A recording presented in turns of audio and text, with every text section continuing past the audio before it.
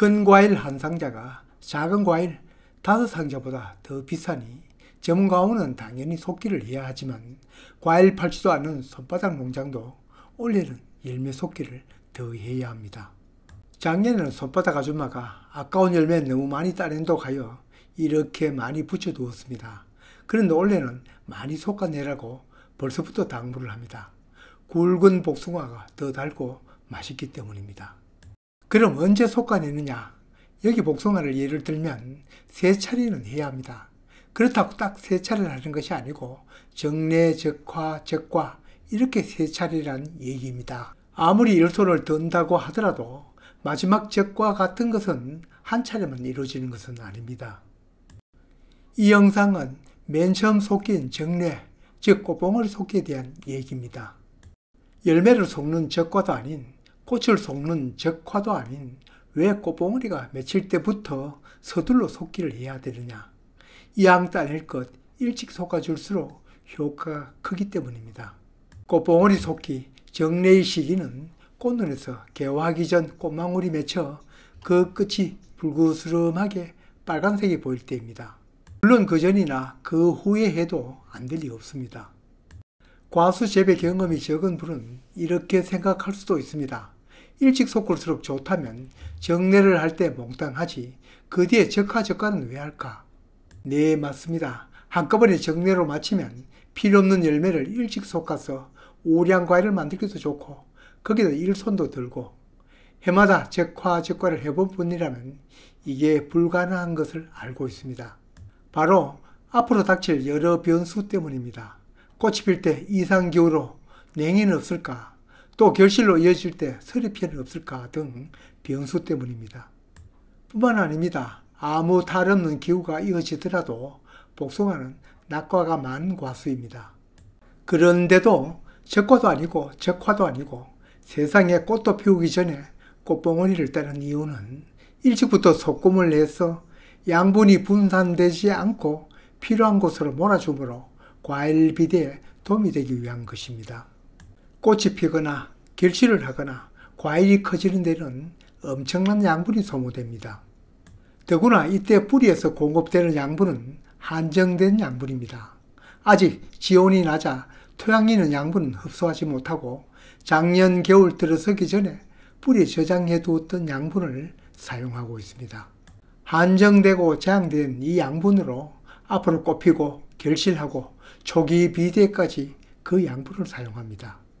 속기의 첫 번째 단계인 이 정례 때는 앞으로 아무리 변수가 생기더라도 거기에는 과일을 달지 않을 자리의 꽃봉오리를 솎아내는 것입니다. 서리가 오든 우박이 내리든 앞으로 어떤 변수가 생기더라도 그 자리에는 결코 복숭아를 달지 않을 그 자리에 난 꽃봉오리를 솎아내는 것입니다. 그럼 그 자리가 어디인가? 첫째는 과일이 달리는 결과지 등에 난 꽃봉오리입니다. 어느 과수나 결과지 등에 과일을 잘 달지 않습니다. 등에 달린 열매는 낙과가 쉽고 설렁 남아있더라도 잘 굵지 않습니다.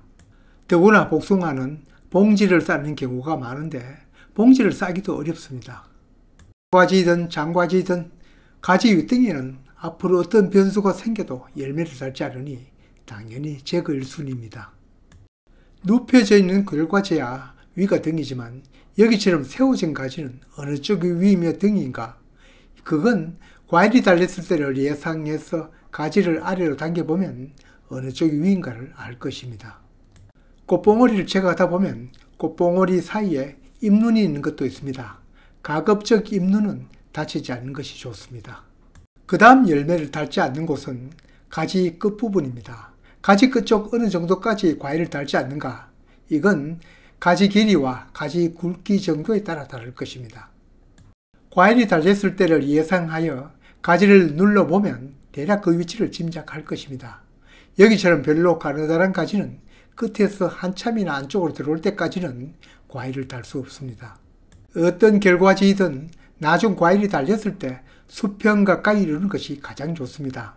물론 약간 세워지거나 아래로 더 높여지는 것은 있을 수 있으나 과일이 달렸을 때 이처럼 꼰지 박히는 것은 좋지 않습니다.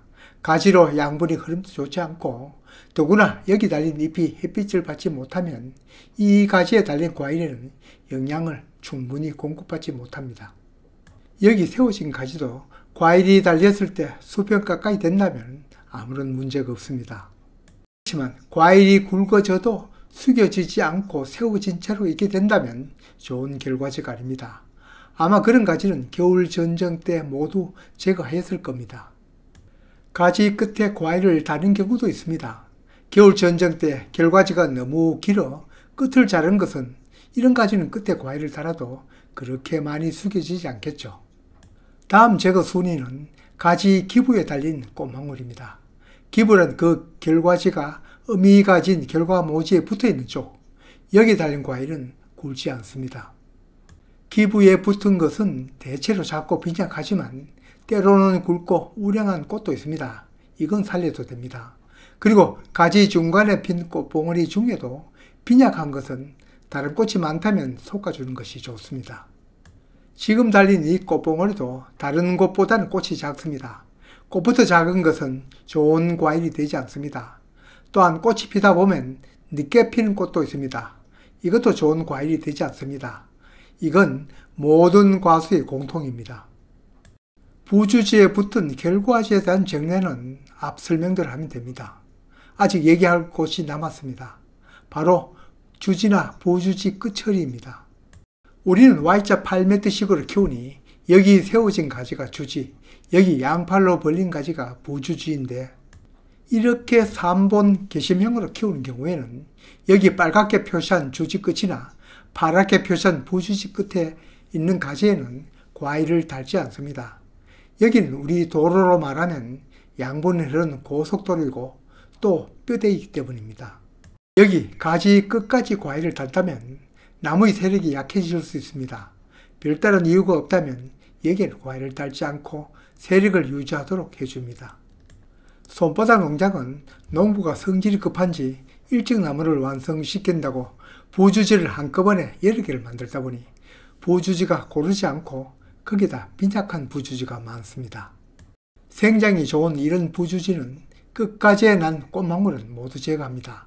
세력이 더 좋은 것은 다른 부주지와 균형을 맞추기 위해 끝까지에도 예배를 달 수 있습니다. 모든 건 상황에 따라 내 의도에 따라 다릅니다. 무조건 달아라 달지 말아라 할 수 없습니다. 언제나 왜 그렇게 하는지를 알고 행해야 합니다. 약한 주지나 부주지에는 열매를 덜 따는 것도 중요하지만 가지 끝도 더 세워줘야 합니다. 가지는 세울수록 양분 흐름이 좋고 더 잘 큽니다. 미처 정례 작업을 하지 못하였다면 제가부터 하면 됩니다. 설로 정례를 하였더라도 적화는 해야 합니다. 적화는 정례 때 해야 할 부분이 미진했다면 그것과 남은 꽃 중에 여유를 두고 더 세밀하게 속는 작업이라고 할 수 있습니다.